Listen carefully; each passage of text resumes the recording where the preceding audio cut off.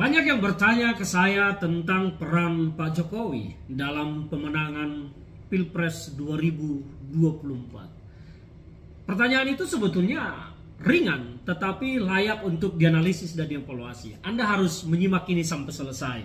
Seberapa besar sebetulnya peran dari Pak Jokowi memenangkan Prabowo Gibran? Ini adalah sebuah pertanyaan yang layak untuk ditelaah, dianalisis.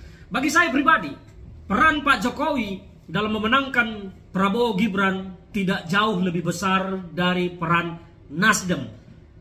Kenapa demikian? Saya melihat bahwa Jokowi ini telah menjadi sebuah kultus individu yang erat dengan PSI dan seolah-olah menjadi dewa yang akan bisa mengarahkan suara sesuka hatinya. Dan rakyat pasti akan mengikuti. Fakta yang pertama terjadi adalah PSI tidak lolos Parlemen Senayan, hanya 2,8%.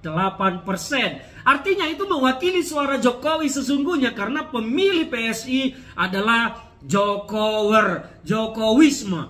Dan ternyata jumlahnya hanya sebesar itu. Fakta kedua, ternyata PDI Perjuangan adalah pemenang pemilu 2024. Yang kita dengar banyak cerita di luar sana bahwa Pak Jokowi berupaya untuk mengalahkan, atau bahasa terangnya mungkin menghancurkan PDI Perjuangan. Itu kan cerita-cerita di luar. Tapi apakah Pak Jokowi memang punya niat itu, ya saya tidak tahu. Tetapi ini tentang berapa besar peran Pak Jokowi sesungguhnya. Saya melihat bahwa peran Pak Jokowi ini tidak lebih daripada peran PSI. Oke lah, mungkin ada pemilih partai lain yang suka dengan Jokowi. Ya, prediksi saya, peran Jokowi dalam membantu pemenangan Prabowo Gibran tidak lebih dari 5%. Kecil sekali. Padahal Pak Jokowi telah menggunakan uang puluhan triliun dari APBN dalam bentuk bansos segala macam, yang jelas bisa kita lihat bahwa itu tercitra, terstigma adalah dalam rangka membantu menarik suara ke Pak Jokowi yang harapannya bisa disalurkan menjadi pemilih Prabowo Gibran dan PSI. Tetapi fakta sejarah kemudian mencatat berbeda, tidak seindah harapan Pak Jokowi, bahwa PSI yang berkali-kali disampaikan oleh Pak Jokowi yakin akan masuk Senayan, yakin. Ternyata tidak terjadi. Apa yang terjadi? PSI tidak lolos. Dan keyakinan Pak Jokowi hanya sebuah ilusi dalam pribadinya. Dan saya menganggap bahwa Pak Jokowi ya memang hanya sekitar segitu kemampuannya, kekuatannya. Di grassroots sekarang tidak seindah ilusi, tidak seindah gambaran-gambaran yang seolah-olah Jokowi is everything, Jokowi segalanya, Jokowi. Tidak demikian. Jokowi hanya mampu mengerahkan suara sebesar PSI kepada Prabowo Gibran. Dan ini adalah fakta sejarah yang kita lihat bagaimana PSI yang berkali-kali disebut oleh Jokowi akan lolos ke Senayan, bahkan PSI menyebut partai Jokowi, dan Jokowi tidak protes itu. Bahkan wajahnya dipampang di jutaan baliho mungkin. Dan Jokowi tidak protes itu. Artinya, ya Jokowi hanya sebesar PSI. Dan mungkin ada tambahan lain yang berpindah ke partai lain, ya sedikit. Jadi tidak lebih dari 5%. Bagi saya justru peran Nasdem, ini yang menarik. Peran Nasdem jauh lebih besar daripada Jokowi untuk memenangkan Prabowo Gibran. Perannya apa? Nasdem ngotot memajukan Anies Baswedan menjadi calon presiden. Yang ternyata kemudian ini menjadi pemecah ombak, memecah suara. Dan akhirnya Prabowo Gibran mendapat suara terbanyak. Anies hancur, Ganjar Mahfud hancur, karena suara dipecah. Andaikan head to head, Ganjar berhadapan dengan Prabowo, mungkin saja cerita akan berbeda. Ini di luar takdir garis tangan ya. Kita bicara tentang analisis. Mungkin saja cerita akan berbeda, bahwa Prabowo mungkin tidak akan mendapat hasil seperti ini.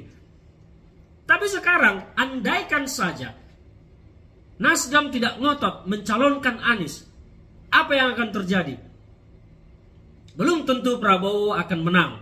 Belum tentu, meskipun dia berpasangan dengan Jokowi sendiri atau berpasangan dengan Gibran sendiri. Karena kita sudah melihat, mengukur kekuatan Jokowi hanya sebesar PSI. Tetapi ketika Nasdem mengajukan Anies Baswedan berpasangan dengan Cak Imin, akhirnya ombak pun pecah, maka kekuasaan Jokowi bisa melenggang dengan cara memenangkan Prabowo Gibran. Jadi peran Nasdem sebetulnya jauh lebih besar daripada peran Jokowi dalam memenangkan Prabowo. Ini hitung-hitungan saya, analisis saya. Nasdem berjasa besar memenangkan Prabowo. Karena andai Anies Baswedan tidak dicalonkan dan head to head antara Ganjar dengan Prabowo, cerita bisa saja berbeda, di luar takdir, di luar garis tangan manusia. Tetapi kita patut menganalisis, kita patut menilai apa kira-kira yang akan terjadi kalau Anies Baswedan waktu itu tidak dipaksakan maju, tidak dipaksakan menjadi capres oleh Nasdem. Jadi jasa Nasdem lah yang telah membuat Prabowo bisa memenangkan Pilpres ini. Kalau dihitung persentasenya mungkin itu sekitar 20%. Kalau Jokowi hanya 5%, maka Nasdem 20%. Dan sisanya adalah memang peran Prabowo sendiri. Prabowo jauh melebihi elektabilitas Jokowi pada Pilpres 2024 ini. Prabowo jauh menghasilkan suara yang lebih banyak. Karena memang sejak lama Prabowo ini punya pendukung militan. Punya suara yang cukup bagus. Dari 2 kali Pilpres yang diikuti suaranya cukup bagus. Hanya kalah bersaing sedikit dengan Jokowi. Dan belum tentu juga sebetulnya waktu itu Prabowo kalah. Tapi entahlah.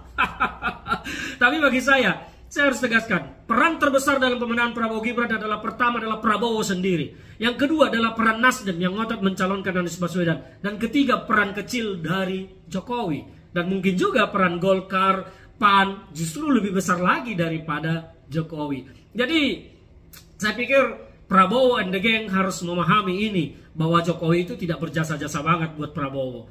Tapi memang ini adalah peran Prabowo sendiri, peran Nasdem dan partai-partai koalisinya. Jadi tidak usah menempatkan Jokowi itu sebagai dewa di sana. Tidak penting karena perannya ternyata hanya sangat kecil menurut analisis saya.